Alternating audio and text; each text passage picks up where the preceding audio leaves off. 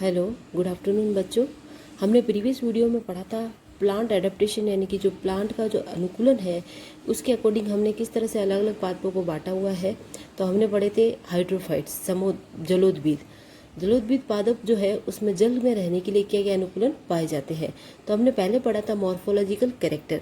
Morphological character जो होते हैं वो बाहर से देखने पर जो प्रतीत होते हैं उनको कहते हैं, जिसका हिंदी में मतलब होता है अकारिकी। अकारिकी का मतलब होता है बाहर से देखने वाले कैरेक्टर्स, जो हमें बाहर से दिखने पे आसानी से दिख जाते हैं।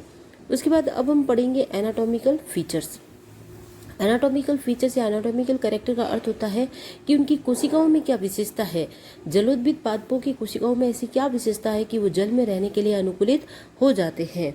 तो इसके अंदर हम 4 मेन भागों में पढ़ेंगे कि जो जल में रहने के लिए अनुकूलन है उसमें एक तो रक्षात्मक ऊतकों में कमी है। रक्षात्मक ऊतकों में कमी का मतलब है रिडक्शन इन प्रोटेक्टिव टिश्यू।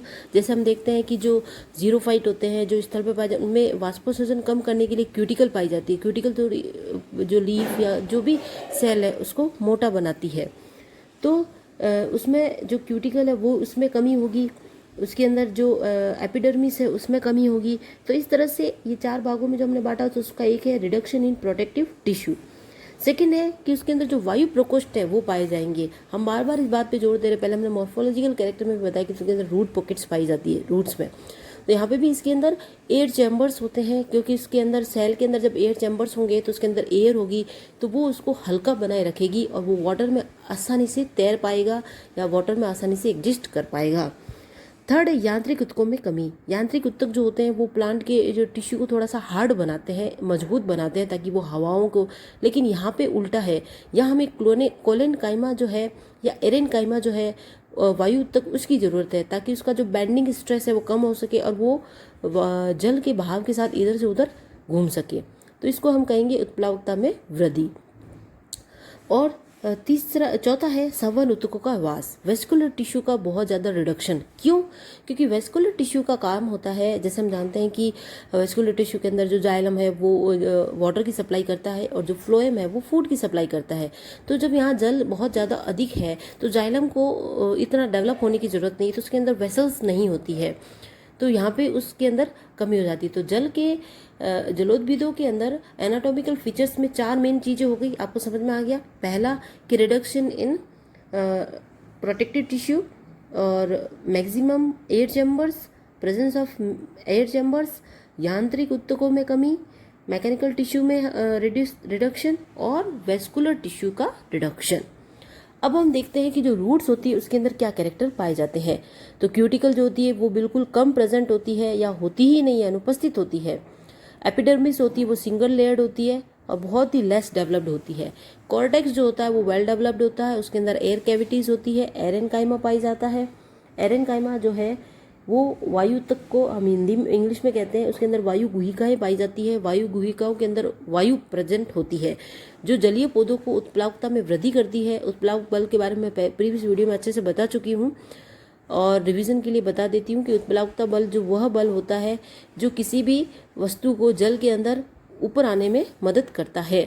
और एयर चैम्बर्स इसके अंदर बहुत ज़्यादा होते हैं। वेस्कुलर टिश्यू जो है वो बहुत लेस डेवलप होता है रूट्स के अंदर। उसके अंदर जाइलम जो है नॉट हैविंग वेसल्स, वाहिकाएं नहीं पाई जाती है।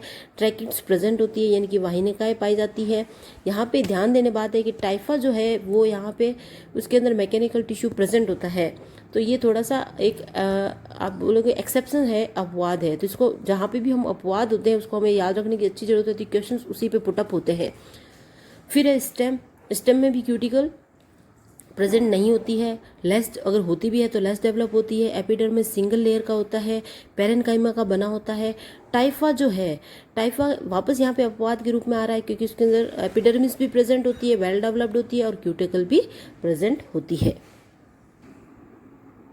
यहाँ आप देखो डायग्राम अच्छे से आपको समझ में आ जाएगा। ये हमने हाइड्रिला का टीएस लिया है, सबमर्ज्ड हाइड्रोफाइट है हाइड्रिला। इसके अंदर आप देखोगे तो ऊपर एपिडर्मिस है, सिंगल लेयर्ड की है, उसके नीचे हाइपोडर्मिस है, फिर बहुत बड़े बड़े ये स्टेम का टीएस है। तो एयर चैम्बर्स पाए जा रहे हैं, दिख रहे हैं आपको? ये जो बड़े बड़े एयर चैम्बर्स है इसके अंदर एयर कैविटीज होती है और एयर भरी रहती है। ये इसका वेस्कुलर टिश्यू है, इसके अंदर ये जाइलम कैविटी है अंदर और पेरेनकाइमा से जो फ्लोएम जो है वो पेरेन्काइमा और श्यू ट्यूब्स का बना होता है, बहुत ही लेस डेवलप होता है, और एंडोडर्मिस होती है, और एंडोडर्मिस के अंदर पेरिसाइकल है। अब जो निमग्न रूप है जैसे हाइड्रिला, पोटोमोजिटोन, इसमें हाइपोडर्मिस पूर्णतः अनुपस्थित होती है। ये आपको याद रखने की जरूरत है, कंपटीशन एग्जाम में भी आता है कि किस हाइड्रोफाइट में हाइपोडर्मिस नहीं होती है, तो हाइड्रिला और पोटोमोजिटोन। और इस प्लावी जो पादप होते हैं इसमें श्लेष्मों तक की एक बहुत पतली परत होती है। श्लेष्मा इसलिए होती है ताकि वाटर उन पे टिके नहीं, उनको कोई भी नुकसान ना पहुंचाए। कॉर्टेक्स सुविकसित होती है, इसमें वायु गुहिकाएं होती है। कॉर्टेक्स की कोशिकाओं में क्लोरोप्लास्ट पाया जाता है ताकि जो स्टेम है वो अपना फोटोसिंथेसिस इजीली कर पाए और इनके लिए फूड बना पाए। जलोद्भिद पादप जो होते हैं उनकी कॉर्टेक्स में बहुत ज्यादा संख्या में वेस्कुलर बंडल्स जो होते हैं वो बिखरे हुए रहते हैं। एंडोडर्मिस प्रेजेंट होती है। वेस्कुलर बंडल के अंदर बंडल शीट नहीं पाई जाती है, क्योंकि आप सब जानते हैं बंडल शीट जो है वो जीरोफाइट का कैरेक्टर है, जिसके अंदर सी कैम साइकिल जो होता है वो चलता है। उसके बाद में C4 साइकिल में जो हेल्प करता है। फिर सवन तत्वों में पतली युक्त झिल्ली युक्त होते हैं, और इसमें काष्ठी तत्व नहीं होते हैं, क्योंकि इसके अंदर मेन जो लकड़ी है वो ऐसा तना नहीं पाया जाता है। जाइलम लेस डेवलप होता है, जाइलम के अंदर कोई द्वितीयक वृद्धि नहीं पाई जाती है, इसीलिए इनका जो तना होता है वो कमजोर होता है। तो यहाँ पे जो टाइफा है उसमें समानुतक तुलनात्मक रूप से, तो आप देखेंगे टाइफा हर जगह पे एक्सेप्शन के रूप में आ रहा है। पर्ण जो है, पत्तियां जो है, उसका TS देखते हैं।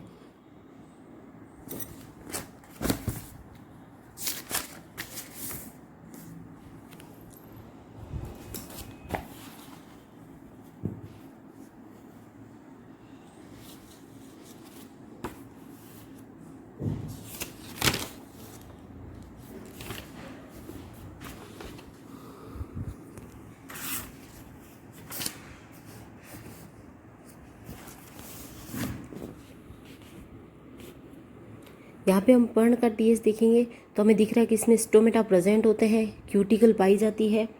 क्यूटिकल जो होती है वो इतनी ज़्यादा, जैसे उसके अंदर एक श्लेष्मा परत होती है, ठीक है बच्चों। और निमग्न रूप से जैसे पोटामोजिटोन है उसमें क्यूटिकल नहीं पाई जाती है, लेकिन कुछ पौधों में क्यूटिकल होती है, वो पतली परत के रूप में पाई जाती है। एपिडर्मिस के नीचे पेरिसाइड यानी कि खंभों तक पाया जाता है, उसके नीचे पेरेन्काइमा। यहाँ पे लीव्स में भी हम देखेंगे तो बहुत बड़े बड़े एयर चैम्बर्स मिलते हैं, जिसके अंदर एयर पॉकेट्स मतलब एयर भरी रहती है। जाइलम जो है उसके अंदर हम देख पा रहे हैं कि बाहर एंडोडर्मिस है और अंदर वेस्कुलर बंडल है, जिसमें अंदर जाइलम फ्लोएम दोनों पाए जाते हैं। पेलिसेड जो पेरेन्काइमा है उसके नीचे स्पॉन्जी पेरेन्काइमा पाया जाता है।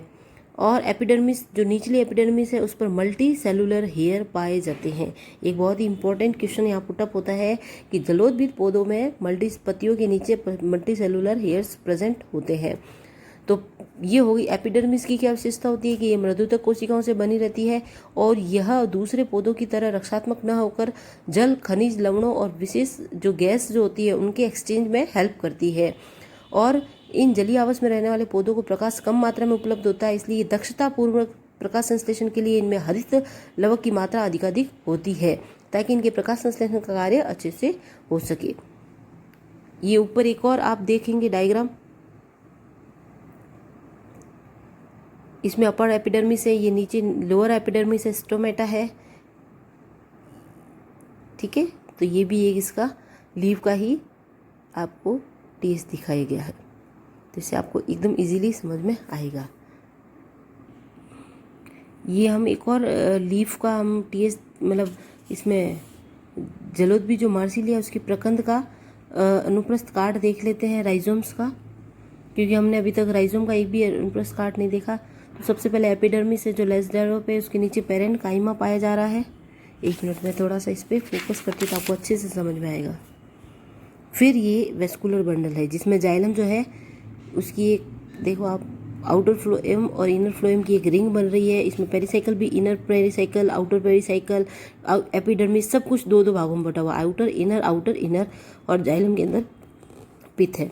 और इसके अंदर जो अबंडेंस होती है वायु चैम्बर्स, गैसेस चैम्बर, हम पहले पढ़ चुके हैं, क्योंकि उस ब्लाकता में वृद्धि करती है, स्ट्रेस को कम करती है, गैसों के एक्सचेंज में बहुत बड़ा हेल्प होता है इसका एयर कैविटीज़ का। O2 CO2 के लिए इसमें प्रकोष्ठ बने रहते हैं ताकि गैसों का एक्सचेंज होता रहे। और मैंने पहले बताया था यांत्रिक ऊतकों की कमी होती है। यहाँ पे आप देखेंगे यांत्रिक ऊतक कौन कौन से हैं, स्क्लेरेन्काइमा, स्थूल कोणोत्तक, सेकेंडरी वुड, यानी कि जब जाइलम की सेकेंडरी ग्रोथ होती है तो सेकेंडरी वुड बनती है। तो ये सारी जो है यांत्रिक उत्तक है जो एक तने को मजबूती देते हैं, लेकिन ये स्थलीय पादपों की विशेषता है, इसलिए ये जलोद्भिद में नहीं पाए जाते हैं। और ये जो इनका जो जलीय पौधों में पाए जाने वाला जो तना होता है वो कोमल होता है, दुर्बल होता है, फ्रेगाइल होता है। तो कुछ जलोद्भिद ऐसे होते हैं जिनके पर्ण में कैल्शियम ऑक्जेलेट के कुछ तारे की आकृति की कोशिकाएं पाई जाती है, जिसको हम स्फेरो क्रिस्टल या स्क्लेराइड्स कहते हैं, जो इन पादपों को यांत्रिक सहायता प्रदान करती है। इसमें रेफाइट्स भी पाई जाती है। इनको आप बेटा अंडरलाइन कर ले देना, स्फेरो क्रिस्टल्स, स्क्लेराइड्स, रेफाइट्स, ये बहुत ही इंपॉर्टेंट है। कई सारे क्वेश्चंस इसमें पुटअप होते हैं। उसके बाद में हम यहाँ देखते हैं सवन उत्तक जो होते हैं, वेस्कुलर टिश्यू के रिडक्शन होता है, यानी कि जो जाइलम है उसके अंदर वेसल्स नहीं पाई जाएगी और ट्रैकेट्स उपस्थित होगी। फ्लोएम भी बहुत लेस डेवलप्ड होता है, जिसके अंदर चालनी कोशिकाएं जो होती है वो समुद्रभिद की तुलना में बहुत ही छोटी होती है। फ्लोएम जो है उसमें जाइलम की तुलना में अधिक विकसित होता है, क्योंकि इसमें प्रकाश संश्लेषण अधिक दक्षता से होकर अधिक जैसे भोजन बनाता है तो उसके विकास के लिए। फिर सवन पूल जो है वो सामान्यतः स्तंभ के केंद्र के बिल्कुल पास में होते हैं। आप डायग्राम में देखोगे, रेननकुलस का डायग्राम है, इसके अंदर आप देखो जो एयर स्पेस है वो किस तरह की आकृति के हैं। बाहर क्यूटिकल है, फिर एपिडर्मिस है, और ये सवन जो पुल है, वेस्कुलर बंडल्स है, इसमें बाहर की तरफ जो है वो एंडोडर्मिस है, फिर स्क्लेरेनकाइमा है, फ्लोएम है, और अंदर की तरफ जाइलम है, और वापस फिर उसके पेरेनकाइमा। तो रेननकुलस में बाकियों के मुकाबले बढ़िया अच्छी विकसित वेस्कुलर टिश्यू पाया जाता है। अभी तक हमने पढ़ा है जलोद्भिद पादपों के अंदर जो आकारिकी, शारीरिकी। अब हम पढ़ेंगे कार्यकी अनुकूलन। कार्यकी अनुकूलन का मतलब है कि जब जल की इतनी अधिकता है तो क्या वो मतलब जल उनको नुकसान नहीं पहुंचाता है। तो फिजियोलॉजिकल एडेप्टेशन और रेस्पॉन्स जो है, तो जल की परासरण सांद्रता, उसका तापक्रम, उसकी टॉक्सिसिटी जलोद्भिद को प्रभावित करने वाले कारक है। तो किस तरह से जल की पादप इनके अनुकूल जलीय पादप जो होते हैं वो इन सब से अपने आप को सुरक्षित रख पाते हैं। तो जलोद्भिद में परासरणी दाब जो ऑस्मोटिक प्रेशर होता है वो बहुत कम होता है। यही कारण है जब पौधों को इतनी जल से बाहर निकालते हैं तो वो बहुत ही जल्दी कुम्हला जाते हैं या उनमें गलन होती है, जिसको हम विल्टिंग कहते हैं। निमग्न पौधों में वाष्पोत्सर्जन नहीं होता है, लेकिन जल का उत्सर्जन उनके अंदर हाइड्रोथॉड और गटेशन यानी कि बिंदु स्त्राव की क्रिया से होता है। जलरंध्र पाए जाते हैं, जिसकी वजह से उनमें जो भी गैसेज है उसका एक्सचेंज होता है, और गटेशन जो है उसके द्वारा उनके अंदर वाष्पोत्सर्जन की क्रिया होती है। बहुत से जलोद्भिद होते हैं, उनके अंदर श्लेष्मिक पदार्थों का स्त्रवण होता है। इस पादप के विभिन्न भाग से विसरण द्वारा होने वाली जो जल हानि है उससे उनको बचने में हेल्प मिलती है। जलोद्भिद में गैसों के एक्सचेंज के लिए वायु प्रकोष्ठ पाए जाते हैं, हम पहले ही डिस्कस कर चुके एयर चैम्बर्स होते हैं। जलोद्भिद में परासरणी दाब का मान अत्यंत कम होने के कारण इनको जल से बाहर जब भी निकलेंगे तो ये विल्टिंग या विल्टनेस प्रोसेस होगी। और उसके बाद जो मूल है उसके में भी श्वसन के लिए वायु प्रकोष्ठ पाए जाते हैं। उत्तकों में जल की मात्रा अधिक होती है। प्रकाश की उपलब्ध मात्रा और प्रकाश की तीव्रता जलाशय की गहराइयों के साथ साथ बदलती रहती है, इसीलिए वनस्पति का स्ट्रेटिफिकेशन भी जलाशय में उसी के अकॉर्डिंग होता है। यहाँ पे एक हम तुलनात्मक विवरण पढ़ लेते हैं। निमग्न जलोद्भिद, प्लावी जलोद्भिद और जलीय जलोद्भिद में क्या क्या अंतर होता है। तो इस सारणी से आपको बहुत अच्छे से समझ में आ जाएगा कि पादप का जो पूरा शरीर सदैव जो जल के संपर्क में रहता है निमग्न में, जबकि प्लावी में कुछ भाग पानी के अंदर होता है, कुछ भाग पानी के सतह के ऊपर तैरता हुआ टच होता है। जबकि जल स्थलीय जलोद्भिद में पानी का कुछ भाग वायवीय रूप से, मतलब पौधे के कुछ भाग पानी में और कुछ भाग वायवीय रूप से बाहर की ओर होता है। और तीनों में ही पत्तियां होती है, वही O2 और CO2 का एक्सचेंज करती है। जल निमग्न पौधों में हेट्रोफिली नहीं पाई जाती है, जबकि प्लावी और जल निमग्न में हेट्रोफिली पाई जाती है। पत्तियां जो है निमग्न में वो वासित होती है या कटी फटी लंबी होती है। प्लावी पौधों में जो पत्तियां हैं वो फीतेनुमा या चौड़ी होंगी, जबकि जलस्थलीय पादपों में पर्णफलक या पत्रक काफी एकदम चौड़े चौड़े और सतह के ऊपर पाए जाते हैं, जैसे हमने नीलंबों का देखा था, कमल। और इसके अंदर उपत्वचा या सुबेरिन या अधिचर्म जो होती है, रोम, ऐसा कुछ भी नहीं होता निमग्न पादपों में। जबकि प्लावी पादप और जलस्थलीय पादपों में सतह पर मोम पाई जाती है या एक उपत्वचा के रूप में एक सुरक्षात्मक परत पाई जाती है। रंध्र जो होते हैं निमग्न पादपों में नहीं पाए जाते हैं, जबकि प्लावी पत्तियों में और वायवीय पत्तियों में दोनों ही सतह पर रंध्र पाए जाते हैं। प्लावी पत्तियों में ऊपरी सतह पर रंध्र पाए जाते हैं, जबकि वायवीय पत्तियां जो होती है उनमें ऊपर की सतह और नीचे की सतह में भी रंध्र पाए जाते हैं। मध्योतक वायु ऊतक के रूप में बड़े बड़े वायुकोश पाए जाते हैं और खम्भ और स्पंज ऊतकों का कोई सुस्पष्ट विभेदन नहीं होता है, जबकि प्लावी पादप और जल स्थलीय जलोद्भिद जो होते हैं उसमें खम्भ ऊतक जो होता है वो विकसित होता है, जबकि स्पंजी ऊतक जो है वो वायु ऊतक के रूप में होता है। और मध्योतक का खम्भ व स्पंजी ऊतक में सुस्पष्ट विभेदन होता है और वायुकोश डायफ्राम भी प्रेजेंट होता है जल स्थलीय पादपों में।